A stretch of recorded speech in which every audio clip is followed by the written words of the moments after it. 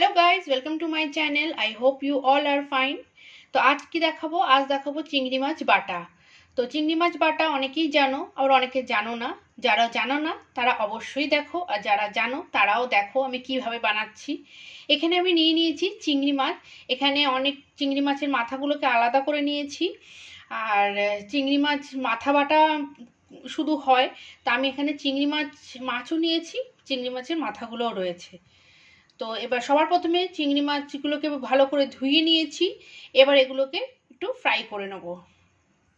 So আমি কিন্তু একটা প্যান বসিয়ে দিয়েছি। প্যানে আমি কিছুটা সর্ষের তেল দিয়ে দিয়েছি। এই রান্নাটা কিন্তু সর্ষের তেল ছাড়া একদম ভালো লাগবে না। তো তেলটা বেশ গরম হয়ে এসছে। তো সবার প্রথমে আমি একটা শুকনো লঙ্কা একটু ফ্রাই করে নেব, শুকনো লঙ্কাটাকে। তো দেখতেই পাচ্ছ শুকনো লঙ্কাটা কিন্তু ফ্রাই হয়ে গেছে। এবার এটাকে তুলে রেখে দেবো। এবার আমি এই গরম তেলে দিয়ে দেবো চিংড়ি মাছগুলো। তো আমি গরম তেলের মধ্যে দিয়ে দিয়েছি চিংড়ি মাছগুলো। এবার চিংড়ি মাছগুলোকে আমি কিন্তু ফ্রাই করে নেব। তো এর মধ্যে দিয়ে দেবো আমি নুন,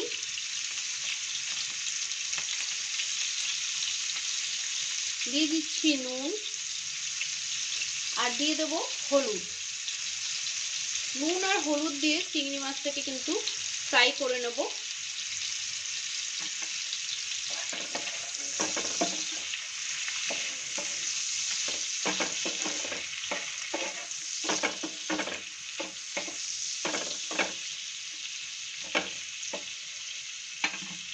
তো আমি ঢাকাটা দিয়ে দিচ্ছি। ঢাকাটা দিয়ে চিংড়ি মাছটাকে আমি ফ্রাই করে নিচ্ছি।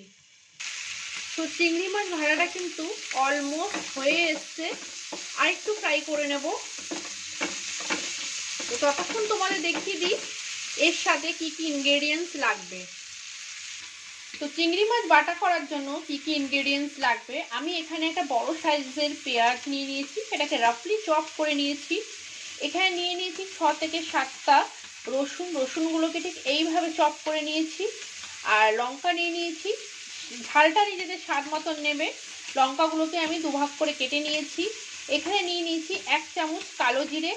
এখানে রয়েছে ছোট চামচের অল্প একটুখানি চামচ, ছোট চামচের মতো মানে চামচের চিনি, সামান্য চিনি নিয়েছি। আর এটা রয়েছে হচ্ছে কোকোনাট মিল্ক পাউডার। যদি নারকেল কোড়া বাড়িতে থাকে সেটাও দিতে পারবে। আর এরকম কোকোনাট মিল্ক পাউডার যে কোনো শপে কিনতে পাওয়া যায়। এটাতে কিন্তু খাবারটা খুব টেস্টি হয়। তো এই ইনগ্রেডিয়েন্টসগুলো লাগবে, সাথে নুন অবশ্যই লাগবে। সো আমি চিংড়ি মাছটাকে কিন্তু একটা বোলে নামিয়ে নিয়েছি। আর ফ্রাই প্যানে যেটুক তেল আছে, আমি প্রায় 5 থেকে 6 চামচের মতন সর্ষের তেল দিয়েছিলাম। ওই তেলের মধ্যে আমি দিয়ে দিচ্ছি কালো জিরে,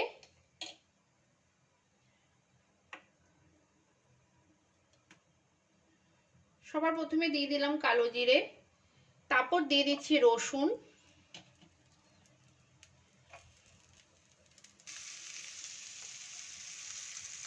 তো আমি দিয়ে দিয়েছি এখানে। সরি বন্ধুরা, ভিডিওটা একটু স্কিপ করে গেল, বুঝতে পারলাম না একটু কি হলো, আমিও ঠিক একটু প্রবলেম করলো। তো আমি এখানে তেলের মধ্যে যেই তেলটা বাকি ছিল, যের মধ্যে আমি কালো জিরে আর রসুনটা দিয়েছিলাম, তার মধ্যে দিয়ে দিলাম আমি পেঁয়াজ আর কাঁচা লঙ্কা।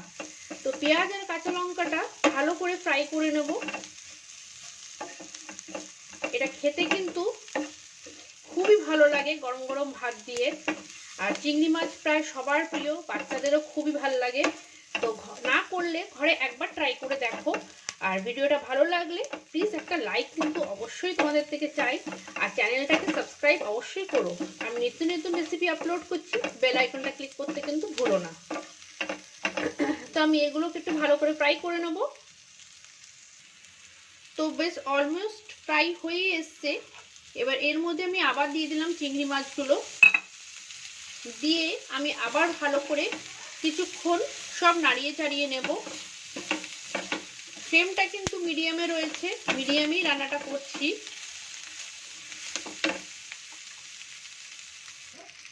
তো চিংড়ি মাছটা দিয়ে আমি পেঁয়াজ রসুনটাকে লঙ্কাটাকে ভালো করে একটু ফ্রাই করে নিলাম। তো এরই মধ্যে দিয়ে দিলাম একটু চিনি। চিনিটা কিন্তু জাস্ট স্বাদের জন্য, মিষ্টি একদম হবে না। আর ঝালটা কিন্তু তোমরা নিজেদের মতন খাবে, যে যেরকম ঝাল খাও, বেশি খেলে বেশি, কম খেলে কম।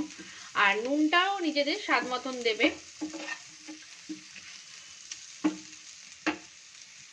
তো কিছুক্ষণ নাড়াচাড়া দিয়ে নিয়েছি। এবার আমি ফ্লেমটাকে বন্ধ করে দেবো। ফ্লেমটাকে বন্ধ করে ঠান্ডা হতে দেবো, তারপর আমি চিংড়ি মাছটাকে পেস্ট করব। তো আমি একটু ছড়িয়ে দিচ্ছি যাতে একটু ঠান্ডা হয়ে যায়। তো চিংড়ি মাছগুলোকে কিন্তু আমি মিক্সার বোলে ঢেলে নিয়েছি। এবার এর উপর দিয়ে দিয়ে দিচ্ছি আমি কোকোনাট মিল্ক পাউডার, যেটা ছিল ওটাকে দিয়ে দিলাম।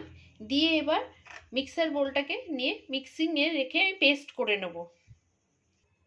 তো চিংড়ি মাছটা কিন্তু পেস্ট হয়ে গেছে। তোমরা চাইলে কিন্তু এটাকে শিলনোড়াতেও পেস্ট করতে পারো, আর মিক্সিং বলেও তো পেস্ট করাই যায়। তো খুব সুন্দরভাবে মিহি পেস্ট হয়েছে, আর একটা দারুণ গন্ধ বেরোচ্ছে। যারা চিংড়ি মাছ লাভার তাদেরকে বলছি একবার ট্রাই করে দেখো, যদি না করে থাকো তো একবার প্লিজ ট্রাই করে দেখো। তো ফ্রাই প্যানটাতে আমি আবার 1 চামচের মতো একটু তেল দিয়ে দিলাম, সর্ষের তেল দিয়ে দিলাম। এবার এর মধ্যে যে পেস্ট করে নিয়েছি চিংড়ি মাছটা, এটা আরেকবার একটু দিয়ে একটু হাই ফ্লেমে একটু নাড়িয়ে চাড়িয়ে নেব। তো চিংড়ি মাছটাকে একটু হাই ফ্লেমে একটু কিছুক্ষণ নাড়িয়ে নেব। কিছুক্ষণ নাড়িয়ে আমি ফ্লেমটা বন্ধ করে সার্ভ করে নেব। আর গরম গরম ভাতে পরিবেশন করব, খেতে খুবই দারুণ লাগবে। তো ফ্লেমটা হাইতে রয়েছে, সমানে নাড়াতে থাকবো, নাহলে কিন্তু লেগে যাবে, দেখতেই পাচ্ছ।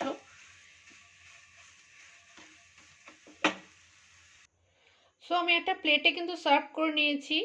তো ভিডিওটা যদি তোমাদের ভালো লেগে থাকে তাহলে প্লিজ একটা লাইক করো, শেয়ার করো পারলে ভিডিওটা, আর চ্যানেলটা কিন্তু অবশ্যই সাবস্ক্রাইব করো।